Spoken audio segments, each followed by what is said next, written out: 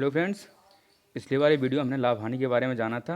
अब इसके हम कुछ क्वेश्चंस और करेंगे ताकि हम इसको और अच्छे तरीके से समझ सकें।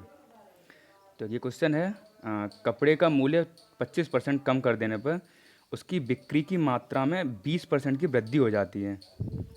तो दुकान की सकल प्राप्ति पर क्या प्रभाव पड़ा? कपड़ों का मूल्य 25% कम कर देने पर उसकी बिक्री की मात्रा में 20% की वृद्धि हो गई थी। तो जैसे कि अगर हम मान लें कि कपड़े का मूल्य 100 है, जहाँ परसेंटेज है वहाँ 100 मानना काफ़ी आसान होता है, इसलिए हम हर एक वैल्यू को 100 ही मानते हैं। तो अगर हम उसमें 25% कम कर दें, 25% 100 के लिए 25 ही होगा। तो अगर वो हो रहा है कि उसकी वैल्यू को हम 25 कम कर दें तो जो उसकी नई वैल्यू होगी, जो नया एक्स आएगा वो हो जाएगा 75। तो उसकी बिक्री की मात्रा में 20% की वृद्धि हो गई थी। तो यहाँ पे जो एक कपड़े की वैल्यू होगी वो 75 हो जाएगी। तो इसने बोला है कि उसकी बिक्री की मात्रा, जैसे कि हम अगर मान लें बिक्री की मात्रा पहले ये भी 100 थी, हम 100 कपड़े बेच रहे थे, तो इसमें 20% की वृद्धि हो गई।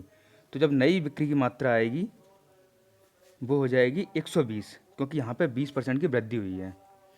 तो पहले जब एक कपड़े की वैल्यू 100 रुपये थी तो वो हम 100 कपड़े बेच रहे थे। अभी उसने बोला कि जब 75 हो जाएगी, 25% कम कर देंगे, तो जो मात्रा है वो 120 हो गई, 20% ज़्यादा कपड़े बेचे हैं।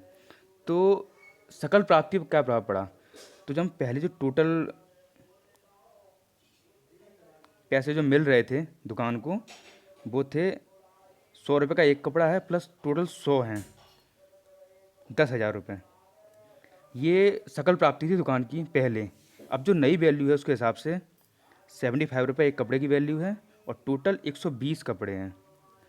अगर इसको निकालेंगे हम, 12×5 = 60, 6 12×7 = 84, अब 9,000 रुपये। अब टोटल 9,000 रुपये हैं, तो हमें क्लियर दिख रहा है कि यहाँ पे हानि हुई है।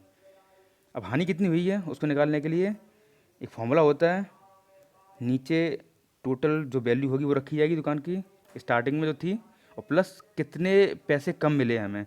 10,000 की जगह पे 9,000 आए हैं, तो 1,000 रुपये की हानि हुई है, मतलब 100।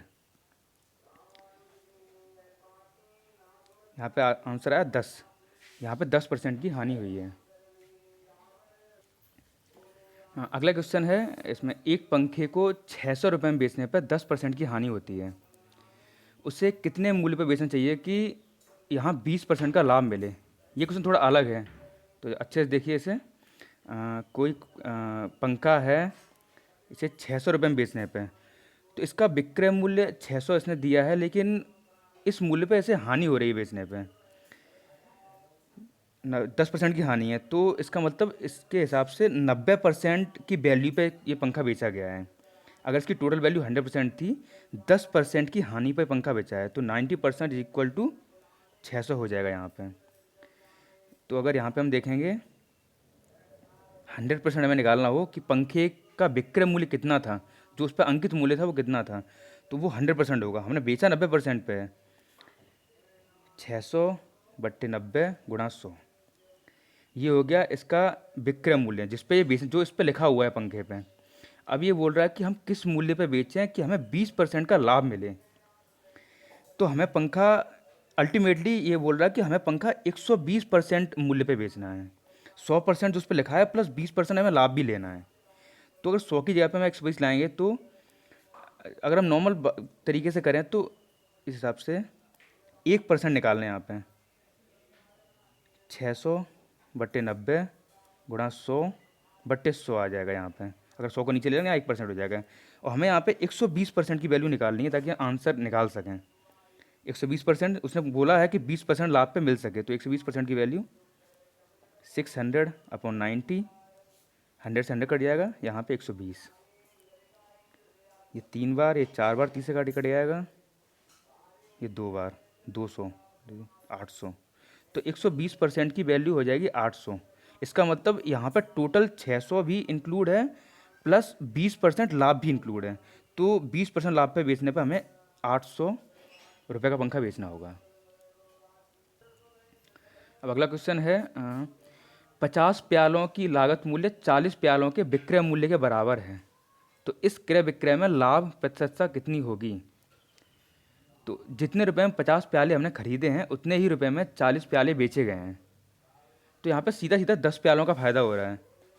जो जितने ही सेम रुपए, मान लो एक्स रुपए में हमने 50 प्याले खरीदे थे और उतने ही रुपए में हमने 40 प्याले बेच दिए, ये बेचे गए हैं, तो इस हिसाब से हमने 10 प्याले एक्स्ट्रा बचा लिए, जबकि हमें किसी एक भी रुपए का ना हानि ना लाभ कुछ नहीं हुआ है। तो यहाँ पे हमें 10 प्यालों का लाभ हो गया है। तो इसने क्रय विक्रय में लाभ की प्रतिशत पूछी है, तो लाभ की जो प्रतिशतता होती है उसको निकालने का फॉर्मूला होता है कि लाभ अपॉन जिस मूल्य पे बेचे गए हैं, जो स्टार्टिंग जो बेस वैल्यू होती है, यहाँ पे बेस वैल्यू होगी 40, क्योंकि हम 40 पे जो 10 प्याले हम बेच रहे हैं, बचा रहे हैं, वो इस 40 के बेस वैल्यू बचा रहे हैं। यहाँ पे जो बेस वैल्यू जो भी हम लेंगे मल्टीप्लाई बाय 100, इसको टोटल बोलते हैं। अब इसमें अगर हम देखें तो हमें यहाँ पे लाभ हुआ है 10 प्यालों का, जो कि हमने नहीं बेचे हैं, जबकि हमें कोई भी एक्स्ट्रा रुपया नहीं लगाना पड़ा है।